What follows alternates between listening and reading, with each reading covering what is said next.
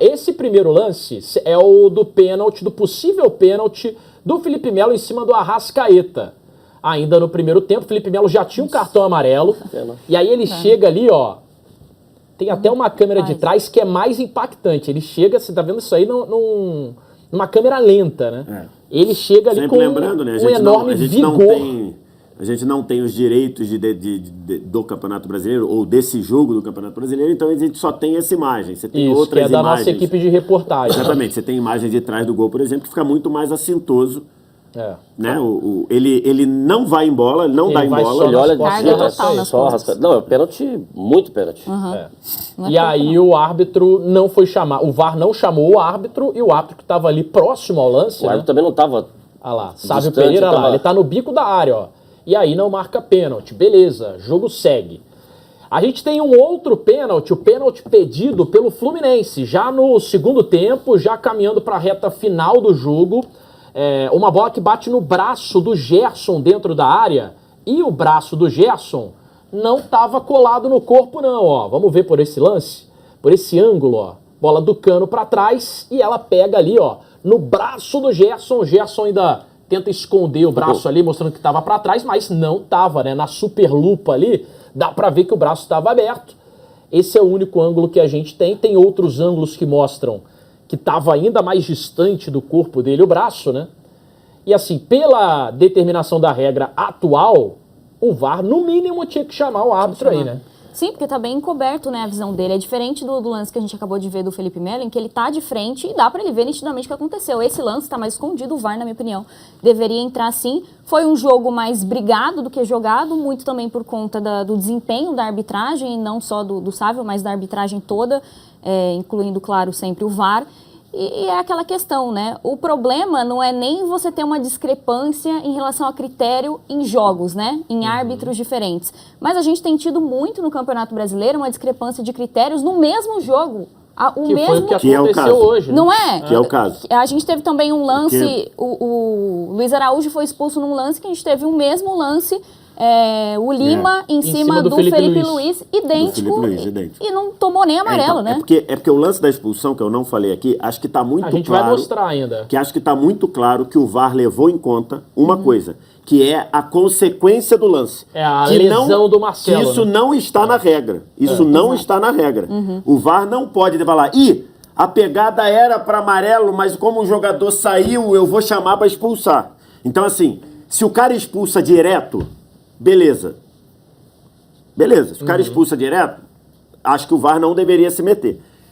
Como ele deu amarelo, o VAR chamar para revisar para vermelho, eu acho que foi muito rigoroso. A atuação do VAR nesse caso, eu acho que o VAR foi muito rigoroso e acho que ele levou em conta o fato do Marcelo ter se machucado. Se o Marcelo levanta e sai correndo, eu acho que ele não chamaria para expulsar. Então ele errou. Ele errou nesse aspecto. Então, e de fato, o Lima deu uma pegada no Felipe Luiz que poderia, usando o mesmo critério. Resumindo, a atuação do VAR e a atuação do Sávio foram muito ruins. O Sávio deixou um lance na cara dele passar a falta no Cebolinha. É isso, vamos mostrar. O lance estava na cara dele, ele deixou passar e saiu o gol.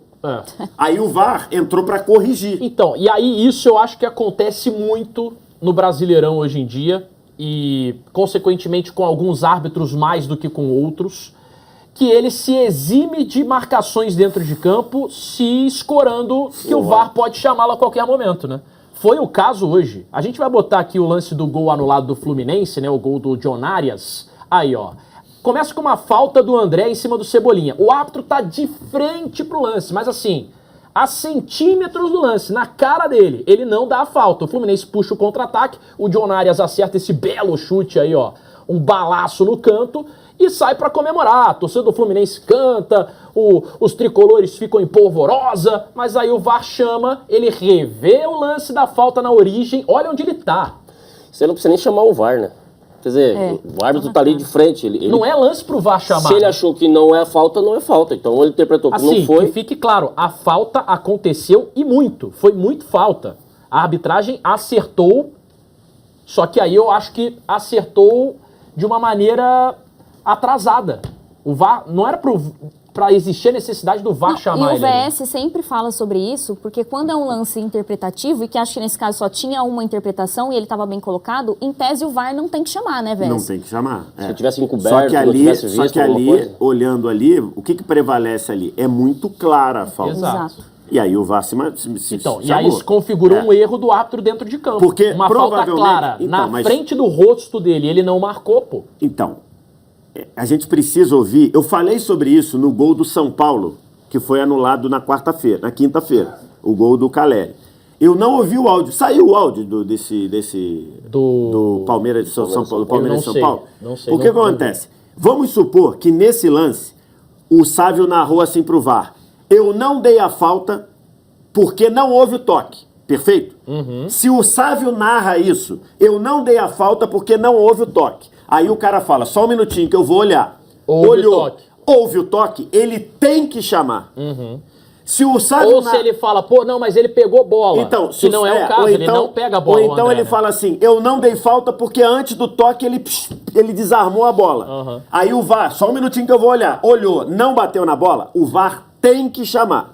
Se o Sávio chega e fala, olha, eu vi que pegou o joelho do André no Cebolinha e julguei que isso não é falta. O VAR não é pra chamar. É, porque aí é a interpretação Porque aí dele. ele tá falando, É. eu vi que houve o toque. É. Então, assim, a gente precisa aguardar amanhã o que houve na hora do...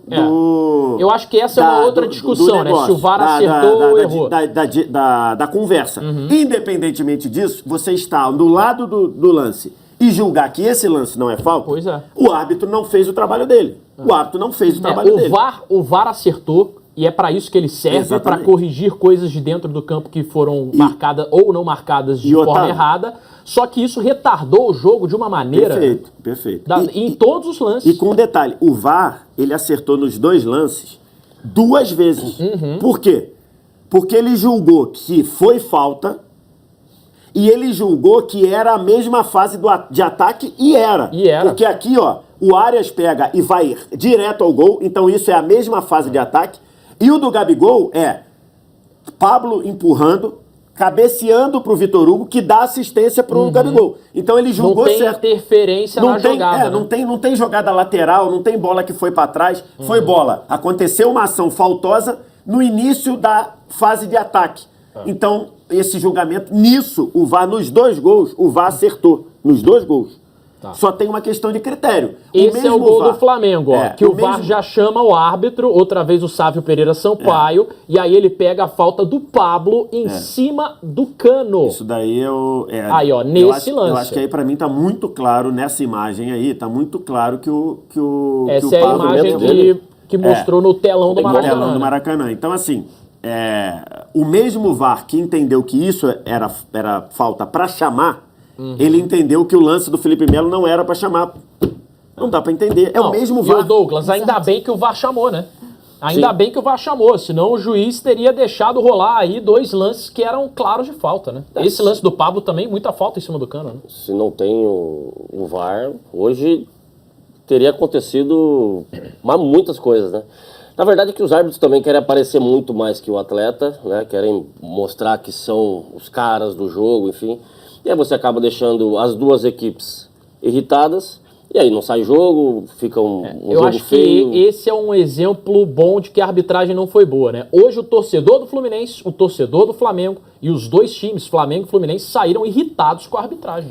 E você fica irritado, não adianta. E aí você espera um lance acontecer já pra você xingar o árbitro, ou cobrar, enfim.